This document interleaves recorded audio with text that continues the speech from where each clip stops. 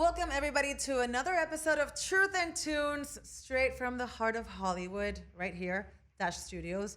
I'm Pili Montilla, and I am in the presence of such a beautiful soul, voice, and person. And even though I had never met her in person, Miss Grace Weber, we have a really, I call him my hermanito, my little brother, in common, right? Yes. His name is Dak. He's your creative visual guru, same here. And he's always spoken so highly of you, and he introduced me to your music years ago. And I'm like, this girl is amazing. Her voice is phenomenal. And here we are. Yes, finally. It feels like a family reunion It really does. Like, he I'm talks like, about you all the time. Aww. Like, all the amazing photos of you and everything you do with this show. And so I'm so happy. Thank you. I know. He was like, you should interview Grace. I'm like, yes, let's interview Grace. Let's get her in the studio. You know how you have so many great things happening. And I feel like it's finally your time. Thank you. I feel like that too. Like, I feel very ready. Like, just ready to step into it. My team is amazing. Like, I was actually thinking today as I was driving over here, I was like, I have so many people working on this with me. There you go. Okay. Working on this with me who are putting their heart and souls into this too, like Dak's photos and the producers that I work with producing the music and the writers, that it's like, I owe it to them too to like step into it right now. And I'm just really excited for me, but also the whole team to like glow up together. So it's definitely teamwork, makes the dream work. And I love it when artists are humble like yourself and they're like, yes, of course you have the talent, but you need a team that has your same vision, that believes in you 100% for you to feel like, okay, we're ready. I have the team. This is my moment. And I can just feel it too, you know. Yay. Your new single came out, Through the Fire. Yes. And I love how you're dressed in like fiery orange. And it's with none other than Chance the Rapper. Yes. Whom you've collaborated with for a very long time. What does Chance mean to you in your life and your career? Honestly, Chance has changed my life for real. Like, the day that I met Chance was in 2016, in March of 2016. And I was working on my album with The Social Experiment, who Chance works with on all of his stuff. And Chance walked into the room unexpectedly, into the studio, and heard something that we were working on for my project. And 3 days later, he asked if he could have that song be the first song on Coloring Book with him and Kanye. And of course I said yes. And that led to me winning a Grammy because I got to be on Coloring Book, led to all these amazing opportunities, touring with Chance, getting to go to South America, just meeting like so many beautiful, cool people. And so Chance now being on my song is like this really cool full circle moment. And also just like the gratitude that I feel to him is huge. So, you know, it kind of just clicked. I'm like, your name is Grace. His name is Chance. And like, I don't know, there's like a lot of serendipitous meanings here, right? Lately when I've been like texting people or emailing and like the word chance is used, like, okay, this is like our chance to do this. Like, okay, this is like all like the universe is like setting this up right now to be the moment. So yeah, it's been fun. And talking about Grace too, you know, you were born and raised in Milwaukee. Yes. And you started your career singing in a choir, a lot of gospel. Yeah. Tell us about your upbringing. Yeah, so born and raised in Milwaukee, Wisconsin. My mom comes from a family of 10 kids. And so whoa. And my She dad's Irish? German. Okay. And like Catholic and very like. And my dad comes from a family of 9 kids. So I had like lots of aunts and uncles, cousins. And on my mom's side, my grandpa was a musician. And so he had all 10 of his kids learn instruments growing up. And so when I was growing up, all my aunts and uncles played piano and violin and guitar and all these things. So every like Christmas and Thanksgiving, we would all be singing around the piano, and all my cousins and I would have little like choirs. And so music has been a part of my life, like since I came out of the womb, basically. Right. But I was always such a huge fan of gospel music and soul and R&B. And honestly, growing up in the little like, it's called Wauwatosa, Wisconsin, where I grew up, there wasn't a lot of choirs and things for me to join. And so one day, when I was 13, I was on a retreat with my grade school, and the teacher walked in and they were like, okay, we have a surprise for you guys. The Central City Youth Gospel Choir of Milwaukee is gonna come and sing for you. And I was so excited, and it was like this moment where I was like, oh my God, this is my chance to, but like, I need to sing for them and see if they'll let me join. So they performed, and then they were like, do you guys have any questions? And I raised my hand. I was like, "Could I sing for you guys?" And Oh, like audition for the wow. choir. And so they let me sing, and they said I could be in the choir, and that kind of like started the rest of my journey at age 13 into everything else I did. So Did you know that you wanted to become a singer? Or it was just kind of like a hobby and something that you enjoyed doing? always do. Like when I literally remember 5 years old in my basement, I like set up all of my stuffed animals in stadium seating. Oh my God, that's adorable. Yes. And I have a little karaoke machine, and I taped a flashlight like to be like the spotlight, and I would sing to the stuffed animals and just like know that that's what I wanted to do. And so it's always been in me. And I think like the thing for me on my journey has been making sure that I stay true to the joy of singing and making art, and like not getting stuck in the expectation, or even like me setting the expectation of like, oh, I have to reach these certain levels. Like every time I go down that path of overthinking the path is when I stumble. And when I get back to just like that childhood love of music and singing and just like committing to sharing art, that's when things start aligning again. So that's kind of been like the balance that I work on. It's really beautiful that you found that balance, because I think this industry can definitely, what's the saying? It chews you up and spits you out. Yes. And you've been through that in many ways. You were signed to a record label. Now you're independent. Mm-hmm. Like you know the ins and outs of the industry, and it's not an easy industry, And I was reading an article where they interviewed you, and where you said what you just mentioned. It's like you want to have fun now. And Exactly. which is great, because we're in Fun for Life Radio. That's the name of the station. It's So perfect. it's perfect, right? I love that. Yeah. And when do you find that? Is it because you went through maybe those tough experiences that you decided to let go of them and then just like embrace the fun and the creative part of it? Yeah, it definitely was like having those moments of like the struggle that helped me choose like what path I wanted to go on. So it's like I remember, after I was on Oprah Winfrey, it Just felt like a karaoke, right? That you sent a video. That was awesome. It was crazy. Oprah's karaoke challenge, and like she surprised me and like brought me on the show. It's kind of like it was like an audition online. Anyways, it was crazy, and I had put like so much pressure on myself for that moment to be like the moment. Like, okay, I have to like, this has to be perfect. I have to nail it. I'm gonna make it like, this is the biggest audition of my life. And it turned out that like, because I put just so much pressure on the moment, it became like a very stressful situation instead of this like beautiful fun, like Oprah Winfrey, like it should be like the most fun thing ever. And I just remember like after I was on the show, I was like, I don't want to have moments like this anymore where I'm not enjoying like these experiences that are like once in a lifetime. Like instead of looking at it like this is an audition, like let me just look at this as like a fun experience. Like, and obviously it's always there's going to be pressure and stress, and like I do want to perform well and I want to like nail it and all those things. Of course. But it's just like, how do I work on the balance to stay driven but also like lighthearted in it too? That's like a mental challenge.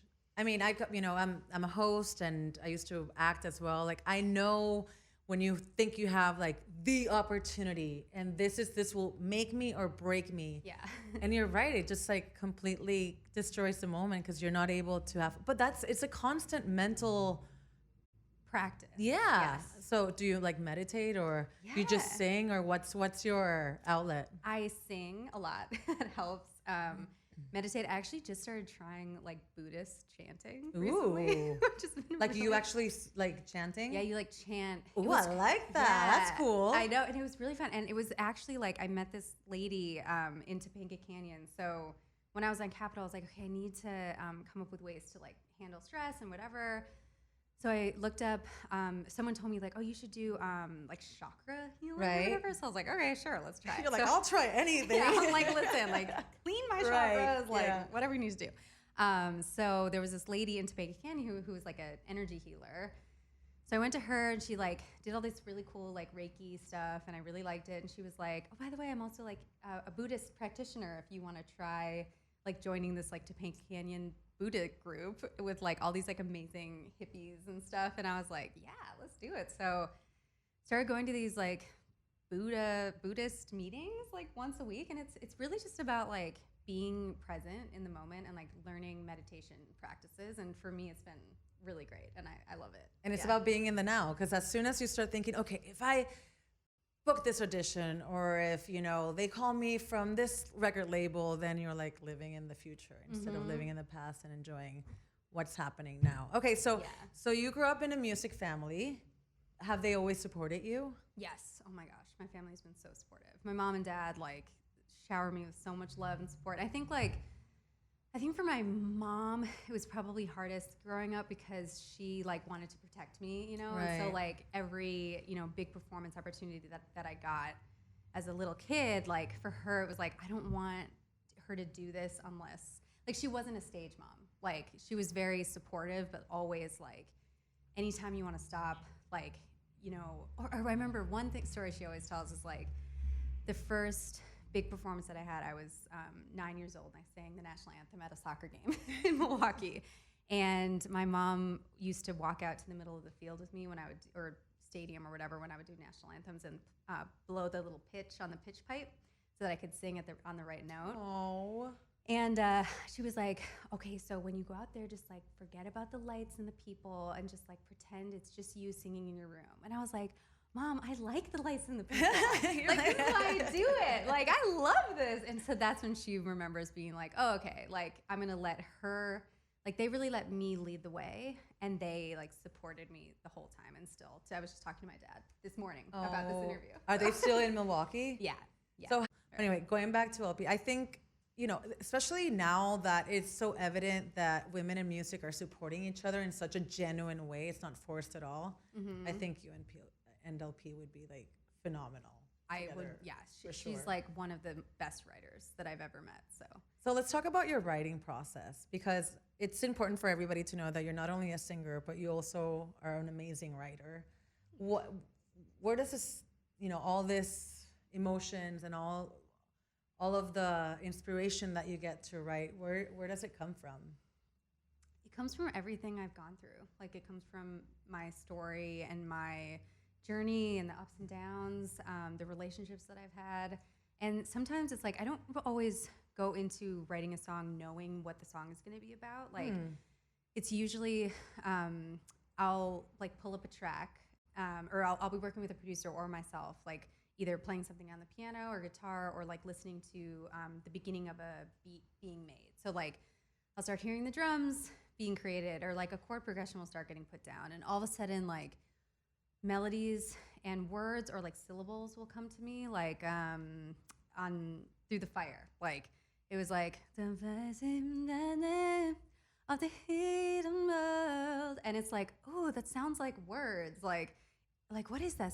Smoke rising. Oh, that's cool. Like, and it's like, it almost like it's like little breadcrumbs that I keep like following to know what the song is about. And then I'll get to a point like with Through the Fire, the melody, I'll burn my way through the fire, came through, and I was like, oh, this is about resilience. Like, this is about making it through tough shit. This is, I don't know if I can swear on this. But Yes, you can. Go for it. I've been wanting to swear so many times. I'm Go always, for like, it, girl. And then like, I'll have kind of like 50% of the song done, and then in all the rest of the parts where I hadn't finished the verse, so there's a lyric that's not quite right, then I start finishing it in the like the heart of the story. So it's like, then I know it's about resilience. Okay, cool. Like, what else can I talk about in this space? Like, I remember, I don't even know if my sister knows this, but like the second verse, I actually was kind of writing it about like a little bit of her experience, what she was going through. The verse is like, I'm hitting the pavement, I'm falling off the wheels, but I'm working. And like, she was going through so much at that time, and I was just thinking about how hard she works, and like, so like that like story got put into the song because I knew it was about resilience. So that's kind of how they come to me, I guess. And sometimes like I'll be in the shower and a lyric will come to me. I was actually working on something on the way here. I'm not gonna sing it right now, but that I was like, oh, I gotta finish that song. So it's just like, it's almost like daydreaming, and then things come to me, and I'm like, the things that excite me or light me up, it's like I follow it, like watching a cloud go by, and it's like, ooh, I like that. Like, wow. Let's see what that can be. And is that coming, because I know you're very spiritual, and you, like you mentioned, you do come from a religious background, and your name is Grace after all. Is is it just downloading from above, or and also how do you trust it? Yeah, I mean, it does. It just feels like inspiration. Like it just kind of feels like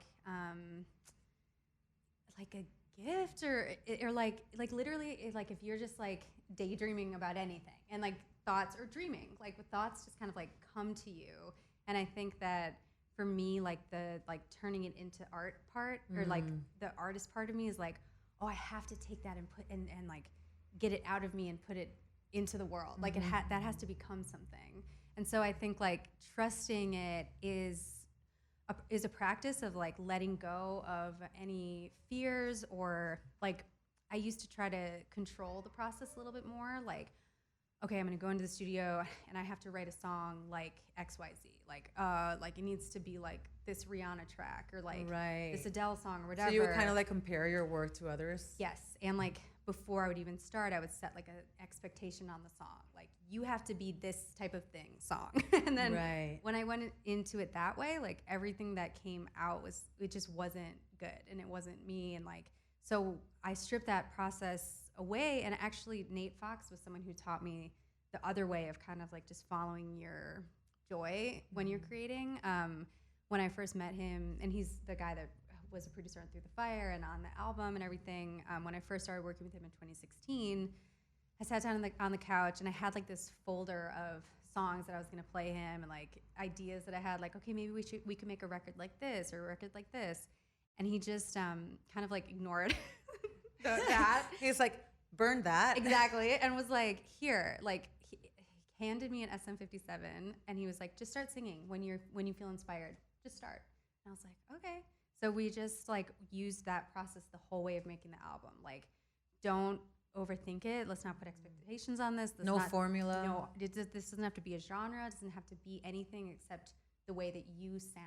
And so then, because we went through that process, then like the album ended up being like nothing but me, like because they set it up for that to happen. So I'm so grateful to them for creating that experience for me. And we're so grateful that finally your new album is coming out in May. What can we expect?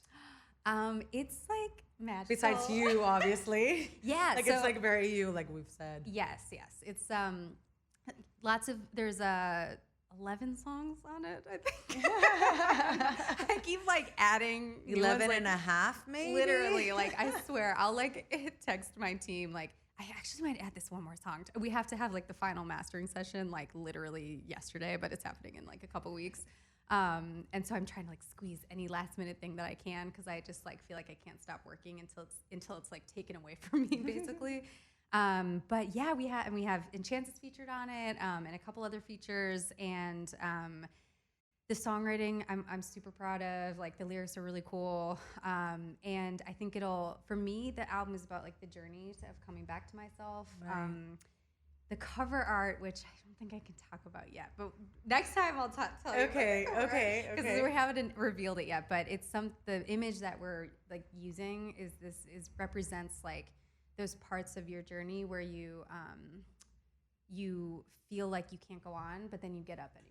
And so we wanted to like kind of capture like that intersection of like life is up and down, and you will fall down, but you will get back up. And that's what the album is about. So I hope that it just inspires people to have hope and resilience and joy and love and all those things, and that people can make it their own. Like, that's also really important to me. Like, once I put music out, it's like, whatever this means to you is what it means to you. Like, it's no longer completely mine. It's yours now. So like, let it resonate with your story and have it help you or not help you or inspire you or not, or whatever it's going to do for you. Like now it's up to the art to do its thing. Well, I mean, the art for Through the Fire is gorgeous. And I hear also that there's an Instagram filter. Oh my God, it's so Tell cool. us about that so you guys can check it out. It to you. It's crazy. So there's like this just really cool like fire filter that one of Dak's friends made that is just, it's so dope. And it has like the music in it, and the tracking of it is like incredible. So like, you just have to do this like really lightly, and all of a sudden you're like completely on fire. I'll show it to you. Oh, that's gonna be so cool. It's so cool. Okay, Yeah. so just people have to download it on Instagram. They find it under your name. Yep, find it under my name. You can click on my Instagram profile. There's like that little face, Okay. and then it has like 2 filters actually: the Through the Fire and then a Crazy to Hope filter that Dax friend made too. So Very cool. Well, now we're on to that part of Truth and Tunes where we share your 5 songs, those songs that have really inspired your journey and your career. And you brought a really eclectic list, which I really like. We'll start with a song that I'm not surprised you brought a gospel song to it, but it's called His Eye on the Sparrow, and it was written in 1905. I actually didn't even know that. Yeah. Oh, I'm gonna drop some really good knowledge of some of these songs. You're gonna be like, let's "What? I go." didn't know that." And it was inspired by David and Jesus in the Gospel of Matthew in the Bible. And the quote was, "I will instruct thee and teach thee in the way which thou shalt go. I will guide thee with mine eye. Your song find yeah. I will guide thee with mine eye." And then my note is like, I feel like your song "Find a Way" is kind of similar to that message. Yeah, well, totally. And Find a Way, like, actually kind of came out of a little bit of like a gospel Right. thing too. So, But the message is very similar too. yeah, totally. It's about like, and I think what I love about His Eyes on the Sparrow too is like, it's also this idea that like, no matter how big or small you are, like you're seen, like His eyes on the sparrow. Like it's Right. like you are noticed, like for who you are, no matter what. And so like, and I know He's watching over me. Like you have, whether it's your family or if you're a spiritual God, or I like to say the universe, or like you're being held and taken care of, like, and just let yourself be taken care of, I guess, in some ways. But I also, His Eyes on the Sparrow was actually the audition song that I sang for the gospel choir. Oh, when I was really? 12, and then I sang it on Show Timothy Paulo when I was 16, and so it's definitely been a song that has like tracked throughout my career. And then yeah, Find a Way definitely like pulls from inspiration from that too. Yeah. Okay. Yeah, so that song, so the first time I heard that song was actually in Sister Act 2. Oh my God, that's so funny. Yeah, so they're singing That's Lauryn still with Whoopi Hill. Goldberg, Yeah, right? yeah. And which was like my favorite movie growing up, honestly. But Lauryn Hill and her friend, I can't remember her name in the movie, but are singing His Eyes on Sparrows as a duet in this one scene. And it's just, they have the most beautiful voice. I mean, Lauryn Hill, like, Right. we can just stop right now. And so that's when I first heard the song, and it's definitely like, it's just, and also for singers, like it's like a really fun song to sing, especially with the way that like Lauryn Hill sang it. Like I love to kind of like follow her runs and things like that on it. So I think that it's a song that like I'll probably sing for the rest of my life in whatever scenario it's called to bring up. Or whatever. Right. Yeah. How do you describe like all the emotions that you feel when you sing gospel and soul music? Like singing in church is the most incredible thing in the world, because it's not like, none of it is about you. Like it's about just like the moment, and it's about the people in the room, and it's about like all of us sharing the beautifulness of music together. And so like and that's what I try to bring into my own live shows too, is that it's like, this isn't about like any one person, like we're all like just sharing a moment together, and like how do we exchange like humanness between each other through Connection. music. Yeah, connection. So when I'm singing like His Eyes on the Sparrow, I remember singing in church, like the most amazing thing about singing in church is that you get like an instant reaction from people, and like the feedback is right away. So it's like, I'll be singing, you know, why should I feel discouraged? And people will be like, yes, sing. And it's like, okay, I will. Like, it's like, we're in this together. Like, and Plus, the acoustics yeah. are always phenomenal Oh my at God. churches, Listen, right? I can't even like sing without having reverb on my voice. I had to like unlearn singing with reverb, because it was so hard for me to sing in a dry setting, audio Right. setting, because I was so used to the church. You're like, there's something missing here. Yeah, I'm like, I don't even know how to sing without reverb, but now it's like we've gotten over that hump. but yeah, I love singing in church. It's like, it feels amazing. Yeah. Well, the next song that you chose is by Joni Mitchell, and the song is titled Blue. And I don't know if you know this, but she was heartbroken by her relationship with James Taylor. She was absolutely in love with him, but he was going through heroin abuse. And actually, in that song, she does mention like needles and a sweater, and the sweater was a sweater that she had knitted for him. Oh, cool. Yeah, Didn't know that. yeah. That's So the entire cool. album, Blue, is inspired by this heartbreak. Oh my gosh. I know, kind of cool. sad. Well, yeah. But I mean, Joni Mitchell is such a phenomenal. Yeah. How has she inspired your career? Her songwriting through and through, like studying her lyrics. And I have like this big book of Joni Mitchell songs where I just like try to understand like the references that she's using, the like alliteration, like all of the ways that she like infuses poetry into her songwriting. Like just like you said, like songs are like tattoos, like in Blue, like talking about needles, like referencing the heroin without actually saying that. Like, and so yeah, so for me, like the songwriting is the element of her music that I'm just like obsessed with, and just her as an artist and the way she sings is also amazing. Yeah. So that was Joni Mitchell. The song was Blue. Do you still listen to these songs? Yeah, totally. Yeah. I have like different playlists on my Spotify that I'll like put, you know, all my favorite songs on that inspire me. And Blue is definitely one. Like I can sing that whole song from the top. Like I know every single little element of it, and it inspires me to this day. Well, someone else that I probably inspires you is our next songwriter of the song. It's called Thinking About You, Frank Ocean. Yes. Tell me about Frank and how he has influenced your life, and about this song specifically. Frank Ocean is like my number one role model Yeah. in art. Like he's just so amazing to me. Like And so genuine, you know? Oh, he like yeah. really knows who he is, and he has Yes. no shame in expressing it. yes, and like through and through, like he's just an artist. Like, and his writing is something that I look up to. Like I study his lyrics. I'm like on Genius all the time, like trying to see like how people are like interpreting the lyrics and like what stories he was trying to tell through, because he kind of reminds me of Joni Mitchell a little bit in their like the way that they use lyrics.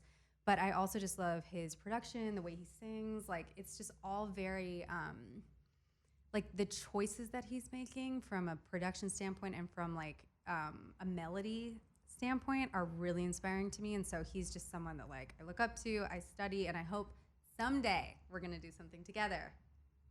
It was spoken here today. Are you listening, Frank? Frank, Putting it out there, putting I've it been out. thinking about you. But yeah, so love Frank. All right. So we're back, and that was Thinking About You by Frank Ocean. And it's definitely, you know, a song that has a lot of feelings, and it's like feelings of regret and heartbreak. It's a sad song. But like you said, I think he uses a lot of metaphors to express that certain message, just like Joni. Totally. All right. So now I was kind of surprised for this fourth song, but then I'm like, actually, no, because she is one of your inspirations. And it's Celine Dion. Oh yeah. I was like, oh, which You're one? like, which one is this one? And it's because I'm not gonna sing, but because you loved me. Love me. Yeah. So the reason I put this in is because this was the very, very, very first song that I ever sang in front of a crowd when I was 7. You were 7? I was 7. Oh my god! I just and can imagine little Grace I singing. found a home video of it actually the other day that we're gonna put in this like album trailer. You have to. Yeah, it's Yes. really cute. But that was just like the first moment of understanding like the power of music a little bit. And I always tell this story, but after I sang, my teacher came up to me, my 2nd grade teacher, and she was crying. And I, as like a 7-year-old, I'm like, why are you crying? Like, what did I do? And like, I did it wrong. Yeah. And she was like, no, I'm crying like because I was moved. Like your music and your voice like moved me. And I just remember being like, oh, that's like a thing? Like, whoa, like music is powerful, and like this thing I have is like special. Like I need to like take care of it. So yeah, that was just like kind of my first little like insight into the power of singing, I guess. And Celine has always been an influence. Yeah, not so much like Now? now, but like just when I was little, I loved her music. Her voice is incredible. I went to her concert with my mom when she had like the Titanic song, Heart Will Go On, and I got like the Heart of the Ocean merch from like Of course you did. concert, and it was like I think she was my first. Oh no, Boyz II Men was actually my first concert. Yeah, when I was 8 and at Summerfest because I was obsessed with Boyz II Men, but I didn't like understand that they were like I remember watching the show and all the guys were like, "Oh, you sexy ladies out there," and I remember as an 8-year-old being like, "I feel like this is too soon for me to like understand what's happening," and kind of being like, "Maybe I shouldn't be here right now." That's funny. But yeah, Boyz II Men. I should have put a Boyz II Men song on there too. That's okay. Next time. This won't be the only time that I interview you. Okay, you'll be a guest in my show recurrently. I love it. You can bring Boyz II Men next time. Maybe literally Boyz II Men. Maybe you're like, I told you I'd bring Boyz II Men. Exactly. I mean, every song is hard to sing for me. I don't know how to sing, but for you it's probably easy. So, it's funny. It just came to me now that Celine Dion and kind of like all those early 90s singers, most of them weren't really songwriters. And now I feel like most singers are songwriters. Do you feel like the industry just pushed you to do that? I mean, obviously there's even more respect for singer-songwriters. You're doing double the job and it's harder. But do you think it's because like the industry kind of pushed for that to happen, or is it maybe the audience pushed for more genuine material? I think a little bit of both. And I think like artists too kind of started putting themselves maybe like in situations more to like be in the room while the song is being written, and maybe like kind of wanting to be a part of the songwriting process too, instead of just being like given songs. For me, I actually met randomly when I was a senior in high school. I met Richard Marx. I don't know if you know him. What? Of course. What's his huge song? I'm like. And he was hot too. Yeah, he had like wherever you go, whatever you do, right? And so I met him at this like thing, and I hadn't started writing yet, and he was like, and he was a huge writer. He wrote that song and like basically paid for the rest of his mansion and everything. And he was like, "You're a great singer, but if you wanna like make it in this world, you need to learn how to write. Like take ownership of that." So I don't know if like. So wait, basically Richard Marx changed your life? Yes. Yeah. Richard Marx changed my life. And Chance and yeah. That's amazing. Had you ever shared that before? Or is this like an exclusive? Please say it's an exclusive. It's Just an exclusive. fake it. It's an exclusive. Yes, for sure. I actually don't tell that story very often. I maybe only told it like once before. So isn't he married to what's her name? She was a Latina, like the first Latina MTV VJ. Oh. What's her name? It's gonna come to me at some point. It's not Desiree. It's not Denise. Gonna come to me. She's important because like in the Latino world, she was like the first Latina on MTV. So we're all like, oh my God, as Latinas, we can make it. Yes, I love that. Anyway, I think he's married to her. Okay, cool. But that's very cool that he gave you that advice and that you followed it. Yeah, I like went and bought a guitar like right after and just like and a notebook and a pen. Exactly. And I was like, okay, let's figure this out. All right, so now we're on to the 5th song. And of course, you had to add Chance the Rapper to your repertoire of 5 songs here for Truth and Tunes. And this song is called Good Ass Intro. And I love this song because it's one of those songs that within the chaotic aspect of it, because it's kind of like all over the place, it makes sense. Yes. So you're like, how do they do this? That is the best way to describe Peter Cottontail's production, honestly, and Nate and Nico, because it is kind of like, you're like, okay, wait, like, this feels like all over the place. Like I can't understand like the structure almost. Or like, where is it taking me? Yeah, it feels like an abstract piece of art or something. And yet at the same time, it's like the most commercial, like accessible, coolest thing ever. And so that was the song that I first heard when I was like, oh my God, I need to work with these producers. Like, who are these dudes? Like they're combining gospel, hip hop, like R&B, even like folky elements, like all the things that I love about music, they're like infusing into this one sound. And so that's when I started on the journey of trying to find the social experiment and work with them. So that's why this song is on there. Yeah. All right. Here it is. I like can't pull it up in my head right now. How does it go?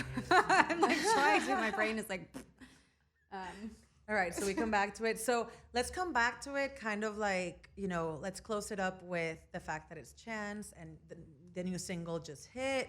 and you working with him, even though we touched upon that a little, but maybe if you can, share a story of some advice or something about him. And I let's actually bring have a it good back one. to you, Okay. because it's not about him, it's about you. So Okay. you want to bring it back then? Yeah, so Good Ass Intro is probably one of the coolest songs ever. And also, I wanted to put it on there too because it's the first song on Acid Rap. And then All We Got, which is the song that I wrote with Chance and Kanye, is the first song on Coloring Books. So it's kind of like Right, full that's circle. true. That's the one who gave you the Grammy. Yes. Yes. Love you, Chance. But yeah, so I'm just like so excited that he's on Through the Fire and that it's out in the world and people are digging it. And I'll always, like I said, like feel grateful to Chance for changing my life. And also like when I toured with him in South America, I was playing or singing backgrounds for him on all the Lollapalooza South America stops. And we were in Sao Paulo, and I remember we were performing in front of what felt like 200,000 people, but I think it was like 75,000 or something. But it was just Still this a shitload of people. It was crazy. Yeah. And Chance had this like sort of semi-acoustic moment where like he brought this stool out in the middle of the stage, and we were like outdoors, so it was just like really crazy. And Chance like was able with just like his presence to like quiet the entire like hundreds of thousands of people into this one like moment that we were all like sharing together, and just like being on stage while that was happening was a really cool experience of seeing like how the greats do it kind of, and like okay, like I want to do that, like I want to be sitting on that stool in like 3 years, like so And also anyways. having that, I mean, I don't want to say power because that word can be a little too aggressive, but having that influence on so many people for them to shut up and listen, it's like, that's so powerful. And just like share a moment together, Yeah. especially now that we're all like so on our phones and so distracted. Like I can't wait for live music to come back so that we can have those moments again where like nothing else matters and like we all get to be here just in this hour or 2 hours or whatever together sharing a moment. So yeah. And that's the power of music too. That's why I love music so much. It's like at that point, especially when you're at festivals or big concerts, you're like, it doesn't matter your sexual orientation or the color of your skin or your political views. Like we're all one right now, and we're all right here because of the music and because of this artist. And it's such a powerful moment. Yeah. So I can't wait to actually see you in person, because I've seen so many videos of you playing, but like see you in person performing and doing your thing. It's going to be a blessing. So thank you so much, Grace. Thanks for having Congratulations. me. This is so fun. Yes, I'm so I happy know. we did this. We'll do more, girl. Okay. But congratulations on your new album. We can't wait for it to hit. Follow Grace Weber on all social media. Listen to her on Spotify. Buy her music. Support artists, especially independent artists. It's so important. They make our life better. So help just a little. And yeah, Through the Fire, it's out now. Out now, stream it, playlist it, dance to it, cover it. All There the you go, things. all of it. This was Truth and Tunes right here from Dash Studios for Fun for Life Radio. I'm Pili Montilla. Bye, guys. Bye.